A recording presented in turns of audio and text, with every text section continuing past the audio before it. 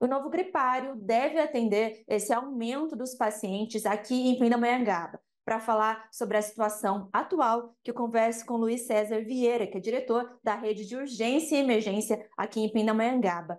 Luiz, falando então desse gripário que vai ser instalado no Cidade Nova, qual vai ser essa estrutura e se já tem alguma data aí de início dos atendimentos? Uma boa tarde. Boa tarde a todos, prazer estar falando com vocês.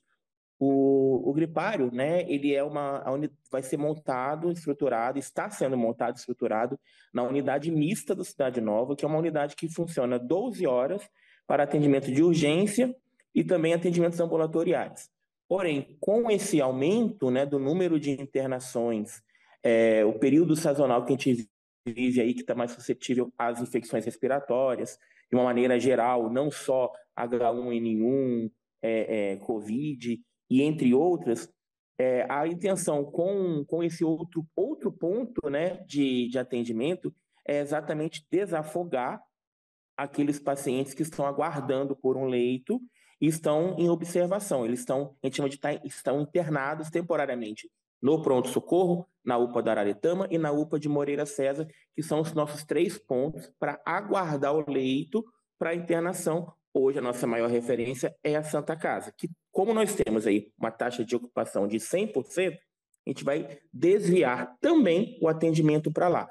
As nossas unidades continuam atendendo normalmente, tá? Porém, inclusive sintomas gripais, né? Mas a unidade mista do Cidade Nova vai passar a ser 24 horas e vai ser um ponto específico de internação para quem tem sintoma respiratório. Então, é um ponto a mais, não vai ser somente lá. É um local a mais com ampliação aí de 10 leitos mais 3 leitos de urgência. E então vai iniciar ainda neste mês. Tá para iniciar ainda nesse mês. A proposta é que venha durar durante 3 meses, por 24 horas, já que na realidade ele é 12 horas. E lembrando também que lá também vai funcionar para atender outras demandas, né, durante as 24 horas. Luiz, em relação então a esse decreto, né, de emergência aqui no município, o que muda em relação a isso, né, o que facilita, se a população realmente precisa ficar preocupada em relação às síndromes gripais aqui na cidade? Então, quais são as principais medidas, né, feitas aí pelo poder público? O decreto ele vem com uma medida administrativa e emergencial para a gente poder tomar decisões em um tempo menor.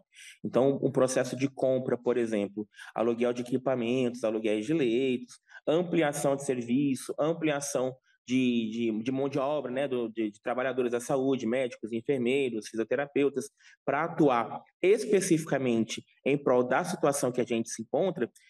O decreto ele permite uma maior rapidez, porque dispensa todo aquele processo, né, licitatório, que demora aí algumas semanas, alguns meses, e que na realidade, por ser emergencial, a gente consegue fazer isso em alguns dias. Você fez uma pergunta em relação à preocupação, né? Eu acho que é importante assim, a gente diferenciar. A gente não está numa situação de epidemia, a gente não está numa situação de pandemia, né? A gente está numa condição em que os nossos leitos eles estão sendo ocupados já por um período, né, sazonal, aonde além da gripe do Covid, a gente não pode esquecer que tem as bronquites, as DPOCs, as pneumonias. Então, é um período em que as doenças respiratórias, elas acometem 40% dos nossos atendimentos.